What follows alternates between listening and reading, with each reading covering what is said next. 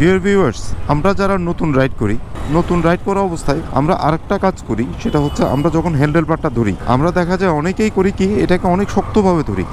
এই যে হ্যান্ডেল বার, তো এই হ্যান্ডেল বারকে একদম শক্ত, এই যে একদম শক্ত মানে কঠিন শক্ত এই টাইপের ধরি। এখন এভাবে ধরাটা ঠিক না। তাহলে কিভাবে ধরবেন? আমি জাস্ট ছোট্ট দুইটা ইনসিডেন্ট বলি, খেয়াল করেন বিষয়টা। ধরেন আপনি গাছের ডাল ধরে ঝুলে আছেন, আপনার হাত যদি ছুটে যায় তাহলে আপনি পড়ে যাবেন। ওই অবস্থায় আপনি সেই গাছের ডালটাকে কিভাবে ধরছেন? অনেক শক্তভাবে ধরছেন না? গাছের ডাল এটা কি ভেঙে যাবে না কি হবে, এটা কিন্তু তখন চিন্তা করার মতো টাইম নেই, তখন আপনি এটাকে অনেক শক্তভাবে ধরে আছেন। এটা গেল একটা ইনসিডেন্ট। আরেকটা ইনসিডেন্ট হচ্ছে, ধরেন আপনার বাসায় একটা ছোট বাচ্চা আছে, ও সবে মাত্র হাঁটতে শিখেছে, 3-4 কদম হাঁটে, আবার পড়ে যায়, আবার উঠে।